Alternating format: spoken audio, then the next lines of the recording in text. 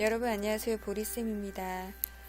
오늘은 비상책에 나오는 관심법에 관한 얘기를 하겠습니다. 제가 안내데스크에서 일을 하고 있는데 조금 생각이 남다른 남사원이 한 명 있었어요. 이 직원분은 조금 특이한 케이스였는데 성향이 좀 많이 틀렸어요. 다른 직원들하고. 한 번은 로비에 굉장히 바쁜 일이 있었는데 그 앞에 차량이 들어오는 게이트가 있습니다. 그쪽으로 통해서 이렇게 로비로 들어오는 곳인데 차가 엄청나게 막히는 거예요. 갑자기 보통은 차를 봐가면서 그 게이트에 있는 사원이 봐가면서 좀 막힌다 싶으면 좀 정차를 시켜놨다가 들여보내주고 이런 식으로 일을 해야 되는데 바빠 죽겠는데 그냥 무작정 다 넣었어요. 다 넣으니까 빵빵거리고 막 밀리는 상황에 아수라장이 되어 있는데 갑자기 구급대 한 대가 차량이 급하게 들어오게 됩니다.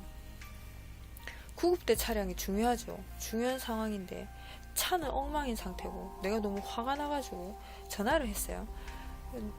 내가 이제 소리를 질렀습니다.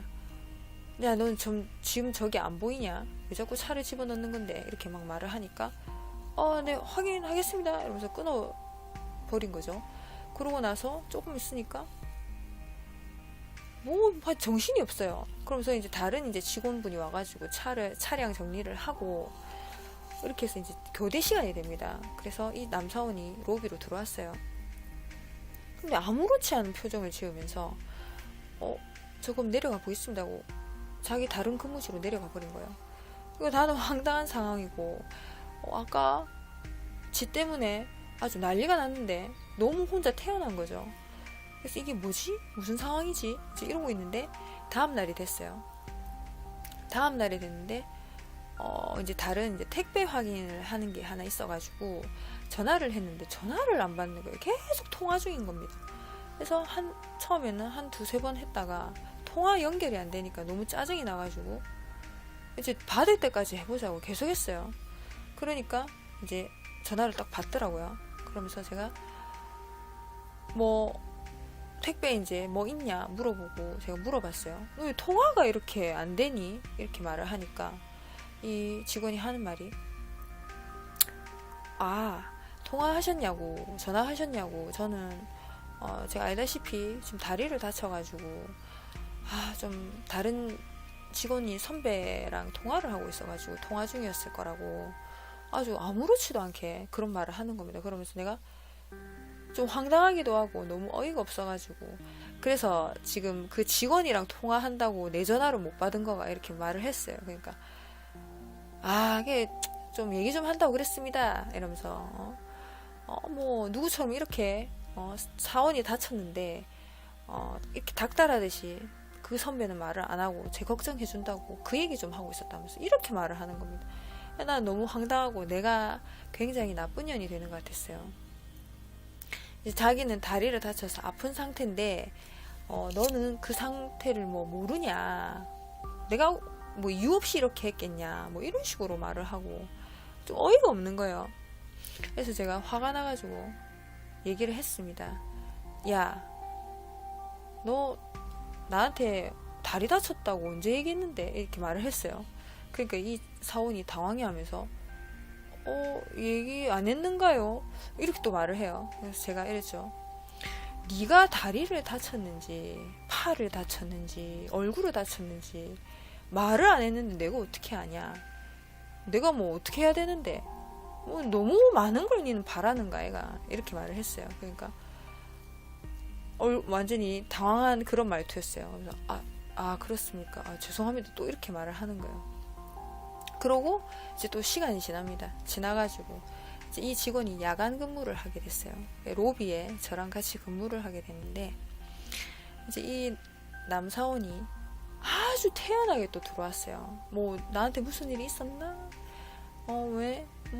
난 아무 일도 없는데? 이런 표정으로 일을 하는 거에 저는 빡쳐가지고 순간적으로 얘기를 했어요. 나랑 얘기 좀 하자. 이렇게 말을 했습니다. 그러니까 이 사원이 무슨 얘기를 하냐고. 그래서 내가 이제 속에 있는 말을 다 했습니다. 너 어제랑 그저께부터 시작해서 왜 이렇게 일 처리를 이런 식으로 하니? 내가 이렇게 말을 하니까 이제 그때부터 난리가 난 거죠. 이제 자기 변호하기에 바쁩니다. 그 구급대 말씀하시니까 이러면서 구급대 들어온 그때는 제가 지금 사실은 핸드폰이 해킹을 당해가지고 뭐 와이파이 무료로 쓰는 그런 와이파이 접속을 했다가 뭐 해외 결제창이 떠가지고 어떻게 자기 폰이 이렇게 해킹을 당했다. 그래서 초기화를 시킨다고 저한테 전화가 안 됐을 겁니다. 그래가지고 제가 그때 솔직히 정신이 없었습니다.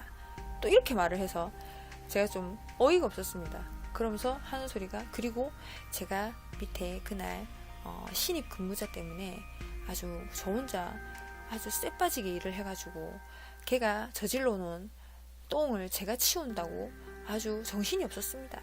실수를 엄청 많이 해가지고 제가 그거 다 수습한다고 정신이 없었어요. 이렇게 말을 하길래 너무 어이가 없고, 저는 끝까지 자기가 잘못했다고 인정을 안 하고 남 핑계를 대고 무슨 핑계를 대는 모습에 너무 화가 나서 또 얘기를 했어요. 그래, 네가 해킹을 당하고 신입이 사고를 쳤어. 그래서 네가 수습한다고 정신이 없었다고 치자. 근데 네가 해킹을 당했는지 그 신입이 실수를 해놓은 걸 네가 치운다고 정신이 없었던 걸 내가 어떻게 아냐, 이렇게 말을 했죠. 그러면서 하는 말이, 신입이 실수를 해서 네가 그거를 수습을 한다고 정신이 없었다고 했는데 신입이 일이 서툰 거는 당연하고 그거를 네가 가르쳐줘야 되는 그런 역할을 하는 건 네 몫인데 그거를 신입 잘못으로 모두 돌려버리면 네 잘못은 하나도 없다는 소리냐고. 그렇게 내가 받아들여야 되는 거냐고. 끝까지 니는 네가 잘못한 게 없네. 내가 네 해킹 당한 거를 몰랐던 게 내 잘못이네. 이제 이렇게 말을 했어요. 그러니까 죄송합니다. 이제 그때서야 말을 하더라고요. 그러면서 제가 그랬어요. 그래, 우리 일을 좀 똑바로 해보자. 네가 어디 아프고 무슨 일이 있고 개인적으로 안 좋은 일이 있고 그래, 이해를 하는데 그거를 공은 공이고 사는 사지 않겠냐. 그걸 왜 네 개인적인 문제를 일적으로 끌어들이고 그 모든 문제는 다 남 탓으로 돌려버리고 이거는 잘못된 거 아이가. 그렇게 얘기를 했죠. 그러니까 죄송합니다. 선배님 정말 좀 배려심이 대단하신 것 같습니다. 또 이상한 소리를 하는 겁니다. 그래서 제가 맞다, 했다고 하지마, 얘기하지마, 이렇게 성질을 내고 이렇게 하다가 이 직원이 결국은 얼마 안 돼서 그만두게 됐습니다. 결국은 나갔죠. 제가 보낸 건 아닙니다. 자기 스스로 나갔어요. 그래서 이런 걸 보면은 좀 너무 답답한 상황인데 정말 깝깝합니다. 근데 어딜 가나 이런 좀 특이한 직원들이 있는 것 같아요.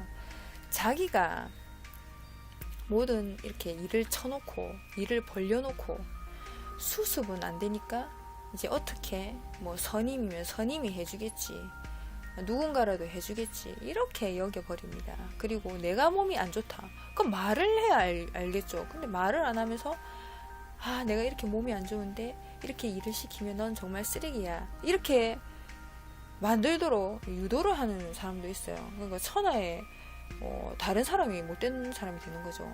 이제 자기를 헤아려 주지 못하는 아주 속 좁은 인간을 만들어 버립니다.